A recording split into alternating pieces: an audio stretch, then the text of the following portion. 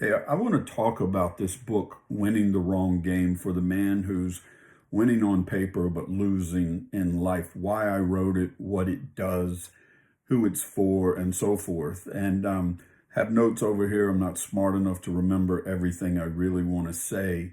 But this is for the guy who looks like he's winning on paper. The world would celebrate you, other people would celebrate you, but inside you're drifting. Like you feel disconnected. Maybe your passion is gone, your purpose, your why. Quietly dying in a life that looks great on paper, but inside you just know something is off. This is for the guys who are smart enough to feel it and to do something about it. You're strong enough to say, this is not really what I envisioned for my life. I've lived this. I built this life. I made the money. I earned respect. And yet at the same time, I lost myself along the way. I drifted and lost a lot of me and things that mattered most. And I want to tell you about the origin of Man Alive, the coaching that I do for men. I used to do corporate consulting, worked with a lot of companies, executives, blah, blah, blah. And one company I had worked with for a while, the COO asked me to go to lunch with him. We went to lunch, and at lunch, he just pretty much just asked, could he confide in me? Like, could he be vulnerable? Could he share some things about life outside of business? And of course I said yes. And we had this conversation to where at the end, he literally said, he felt very vulnerable. He said, I feel very vulnerable. And he asked me then to share something as well. But it was that moment I went home and I walked in and I told my wife, I met me today. Guys who are crushing it on paper, but are bankrupt or missing something personally or relationally. And I said, I can help them. And I hired someone to help kind of pull all the lessons out that I had walked through of having the life, messing it up, and rebuilding all of it. And that's the origin of Man Alive. And I would say this book, Winning the Wrong Game, is like the signature book of that same journey. I've seen too many men who are drifting in their marriage, or they don't really know how to connect with their wives. Like they do well in the boardroom, but not so well in the living room and the bedroom type thing. They've lost their passion, lost their purpose, disconnected at home, the kids and all of that. And yet it's interesting that they're still driven professionally, and that gap only widens if you don't slow down. And I use this phrase in the book called Novocaine in your soul. It's like you slowly numb to the things that matter most while the world is cheering you on and envying you even, but behind the scenes things are just not going right. And this book is not a strategy, although it has strategy in it. This book is not something you just decide to read because you have nothing else to read. It's intense. I'll just tell you, like, it's real. It's as real as it gets. And you'll feel the reality, you'll feel the truth in it, but it's a mirror. It's for the man who feels like a stranger in your own home, like you and your wife have become roommates. You look successful, but you feel disconnected. You can't remember the last time you felt fully alive. Like you go through the vacations, you go through all the stuff, and yet you know, like, there's got to be more to it than what you're experiencing.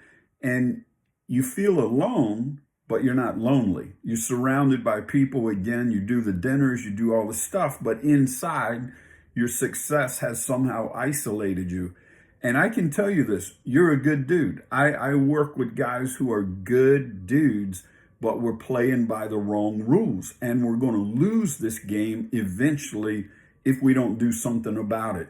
This book doesn't give you hacks. Like, this is not a shortcut to fix it all. This is not for tire kickers.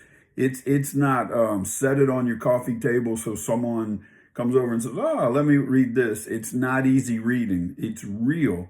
For example, here's some of the truths the chapter titles will tell you about it. The first chapter is Say Hello to the Man You've Been Avoiding. And I share my story. It's an intense story, and I challenge you to stop pretending that everything's fine, to quit calling it working harder and grinding and all of this stuff. Like, you have to hit the brakes somewhere on this journey.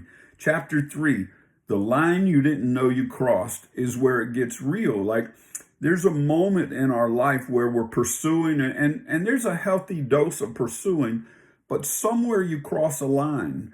And I think most men know when you cross it, but some may not.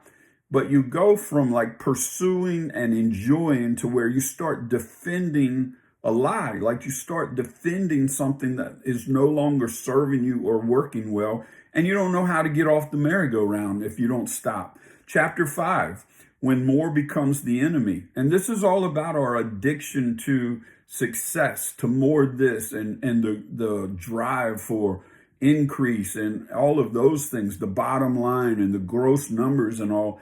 And I love this line in my book. It says, you're trying to fill the void with the very things that are creating it. I love that. Like, my coach says it like this: you can never have enough of what you don't truly need. And it's trying to fill that. It's trying to pursue this thing that is never going to serve the internal gap, the things that are missing. Chapter 4, the house is quiet and it's because of you. This one hits home, literally. This is about you start becoming a stranger in your house. Like, they get the leftover version of you, but they get tired of it. Like, your wife no longer celebrates your business. Your kids no longer expect you to show up.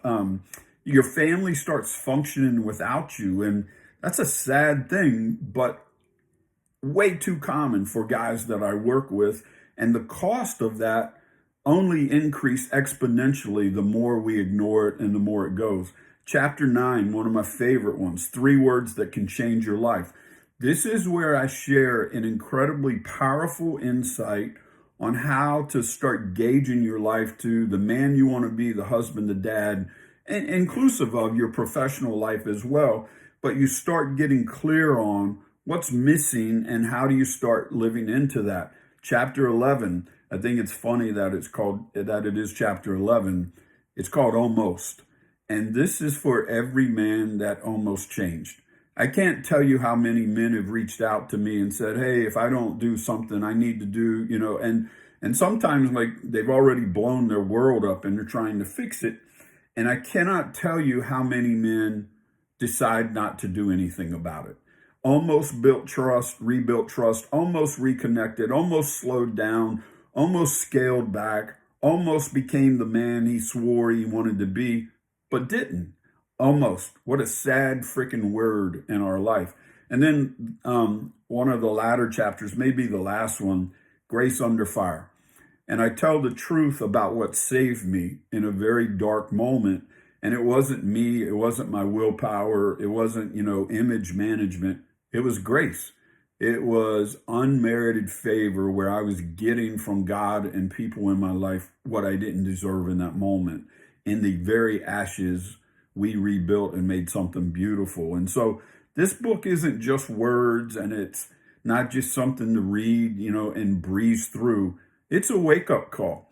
It's trying to speak to the man who can identify himself, like each chapter's progressive, to where somewhere in those chapters you go, this is where I'm at. And I have action steps and questions in every chapter, application. Like, again, this is my greatest value I could put in a book, but it's real. And I want the guys to feel this wake-up call that if you're drifting, this is a chance to change. If your success feels empty, this is a chance to change it. If you've been performing so long that you don't know who you are, you've lost those things in the shuffle, this is for you. And I want to encourage you, don't wait for the crash. The crash is coming. You don't have to wait until it happens, though. You can make a decision right now to change your life, to change your marriage, change your family without losing your edge. That's the thing guys are worried about. Like, the truth is, when you really get your professional, personal, and relational lives lined up, the professional exponentially goes even bigger. Like, that's a truth. They're all connected. You can't separate them. And so winning the wrong game is your chance to stop performing, and start building a life that really matters to you and to those who matter most in your life. Read it, sit with it, let it wreck you, let it just gut punch you in the face a moment, and then reach out. I'd love to help you if this is you and you're reading that book and it's like, man, the guy's in my junk drawer. He's reading my mail. Reach out. This book is just the start. And the life you're really looking for is on the other side of the work you need to do. I've walked with countless men through this journey, and if you're a guy who needs to make some changes, I would love to talk to you confidentially. There are guys you may even know that I work with. You don't even know I work with them. So it's all confidential. I get it. It's behind the scenes, and yet it shows up publicly in every area for your life when you get this right. Thanks for hanging out with me, and reach out if it's a needed thing.